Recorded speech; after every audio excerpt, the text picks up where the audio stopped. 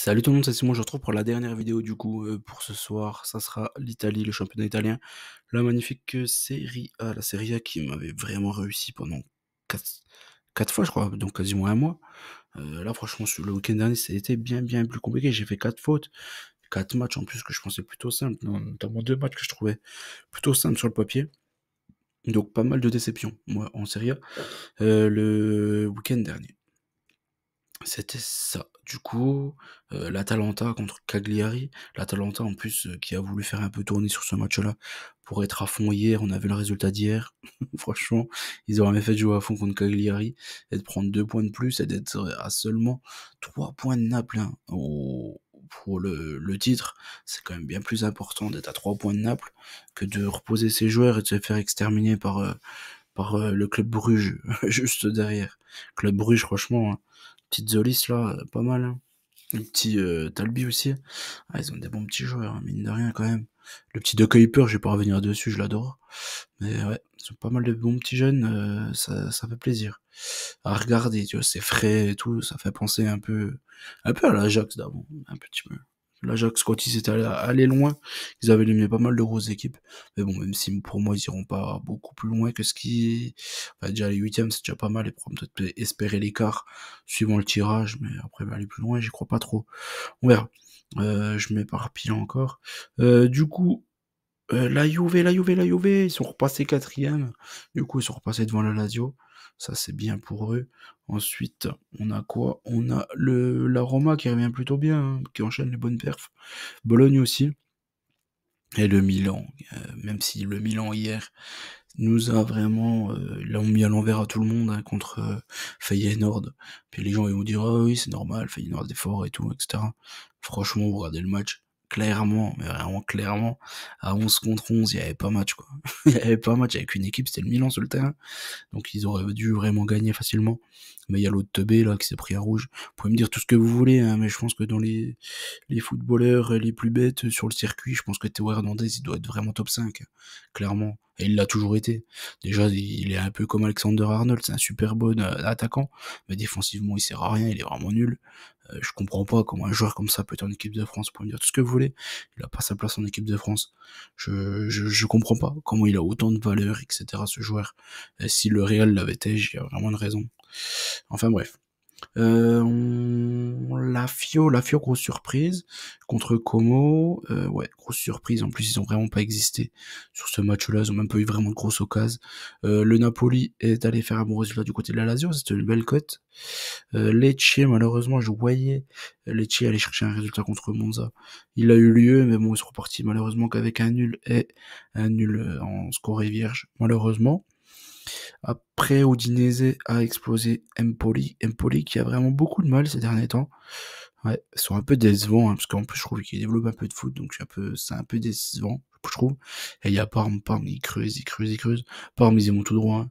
Tu vois, Parme, Venezia, Monza, je pense que ça devrait pas bouger. Parme, ouais. Contre la Roma, ils ont perdu qu'un petit but à 0, on connaît les Romains. De toute façon, une fois qu'ils sont devant, bonne chance pour aller les chercher. Et Juve Inter, malheureusement, entre guillemets, moi je l'ai pas joué le match. La Juve a gagné 1-0 contre le Inter. Pour le spectacle et pour le championnat, c'est pas plus mal, on va dire. Ça resserre un peu les équipes de tête. On voit que l'Inter a un peu de mal, mais le Napoli, ils avancent pas, ils sont sur 3 nuls. Va peut-être falloir qu'ils reprennent un peu du poil à la bête, hein. Parce que quand tu vois que l'Inter, sur les 4 derniers matchs, c'est 2 défaites, un nul, et 2 auraient dû s'envoler, le Napoli, hein. Franchement, ils perdent trop de points, assez bêtement, moi, je trouve. Les Napolitains. Enfin bref, dernier match Genoa-Venezia, il n'y a pas eu 1-0, il y a eu 2-0, c'était tranquille. On attaque pour ce week-end Lecce Udinese, Parme Bologne, Venezia Lazio, Torino Milan, Inter Genoa, Como Napoli, Hellas Fiorentina, Empoli Atalanta, Cagliari Juventus, AS Rome Monza. Lecce Udinese pour commencer, je pense que ça va être une belle purge, une belle grosse purge. Ici, je pars sur un 0-0. Déjà pas un BTTS, ça, je crois pas trop. Quoi qu'il est capable de passer, on sait jamais, il peut faire un 1 ou une connerie comme ça. Mais ouais, non, je vois une purge ici, hein. Je joue pas trop d'autres issues. Après, l'Udinese, c'est toujours compliqué aussi avec eux, ils sont capables de coups de temps à autre. Mais bon, contre Lecce, je pense qu'un nul, c'est pas ranger clairement tout le monde, hein. Tu regardes Lecce, 25 points, ils sont au Udinese. Udinese 33, Udinese, ils jouent plus vraiment grand-chose. Hein. Ils seront pas européens, ils jouent pas le maintien. Franchement, pour moi, ça peut faire un nul tout pourri. Hein. Ensuite, Parme contre Bologne. Je peux faire confiance à Bologne qui revient plutôt bien. Et sur le fait que Parme, ils perdent tous leurs matchs actuellement. Donc je pars sur ça, tout comme Venezia qui en ce moment est à la ramasse. Je vais faire confiance à la Lazio. Torino contre le Milan, c'est un match plus compliqué, ça. Beaucoup plus compliqué, hein. Les Milanais, même s'ils avaient fait un bon recrutement, se faire éliminer comme ça contre Feyenoord qui venait de virer son entraîneur, qui vient de faire un 0-0 dégueulasse ce week-end. Franchement, je trouve que c'est grave, hein, quand même, mine de rien. Surtout quand on voit les circonstances du match, quoi. Ce rouge débile, là, un mec qui simule, alors qu'il a déjà un jaune, faut vraiment, mais demeurer, hein, clairement. Hein. Ça peut leur faire des traces dans la tête, hein, quand même, mine de rien. Je me méfie du Taureau, donc je pars sur un but partout ici. Inter contre Genoa, je pense que l'Inter, ils vont reprendre leur marche en avant là. Ils ont laissé des points un peu partout là. Ils vont être obligés de reprendre leur marche en avant s'ils veulent le titre. Como contre Naples, pareil. Je me dis que les Napolitains et les Interistes ce week-end, ils vont réussir à gagner, même si Como, vous le savez, moi c'est une équipe qui me plaît, qui développe pas mal de foot, qui me l'a mise à l'envers contre la Fio notamment là, il me l'a mise à l'envers contre l'Atalanta, mais quand on regarde, on le liste sur la saison, au final ils font beaucoup plus de contre-performances que de bonnes performances, donc je vais faire quand même confiance au Napoli de Conte.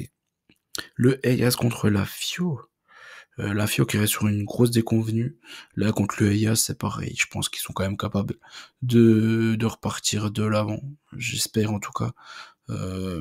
Pour cette équipe, sur cette belle petite équipe, parce que là, moi, ce qui m'a vraiment le plus déçu sur le dernier match contre Como, c'est qu'en fait, ils ont rien présenté dans le jeu, ils ont pas eu d'occasion, ils ont rien fait. C'est ça, moi, que je trouve désastreux et triste.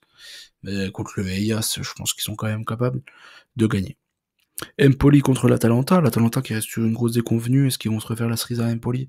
Moi j'y crois, pourquoi? Parce que Lookman est revenu. Après franchement, les mots de Gasperini sur Lookman, sur le fait qu'il ait tiré le penalty, etc., que c'était un joueur horrible au péno, etc. Ah, moi je trouve que c'est dur hein, de taper comme ça à ce point-là sur un joueur. Vraiment, hein. Je trouve que c'est quand même une dinguerie, hein, quand t'es coach, faut que le joueur il ait les épaules derrière pour prouver qu'il a tort et qu'il est fort, etc. Est-ce qu'il en a encore envie? Faudra voir ça surtout. Hein. Parce que cet été, clairement, il va partir. Mais là, jusqu'à la fin de la saison, c'est chaud hein, pour un joueur de s'en prendre plein la tête comme ça. Mais dans tous les cas, je pense que l'Atalanta, ils sont quand même bien au-dessus de Empoli. Cagliari Juve, je pars sur la Juve. Même s'ils ont un gros match à la Juve, je pense que la Juve, ça peut être un match serré là encore. Mais dans tous les cas, je pense qu'ils sont capables d'aller le prendre à Cagliari. En plus, depuis qu'il y a Colomboigny, ils sont plutôt pas mal. Et Colomboigny, il est encore responsable hein, sur le but. C'est lui qui le donne hein, à Conceição, hein, qui fait vraiment toute la différence pour décaler au final Conceição contre l'Inter. L'Inter qui aurait dû mener clairement au score avant dans ce match-là. La Roma contre Monza, je pars sur la Roma, franchement, la Monza. Même s'ils ont fait un nul le dernier match, franchement, ils sont à la ramasse complet. Les Romains, ils viennent vraiment très bien. Ouais, Ranieri, il fait énormément de bien cette équipe-là. Pour moi, ils gagnent tranquillement contre Monza. J'espère que la vidéo vous a plu. N'oubliez pas qu'on gagne, on perd ensemble. Je vous souhaite bonne chance à tous. Et je vous dis à très vite. Quand je dis à très vite, je vous dis à demain pour la première ligue. Ciao tout le monde.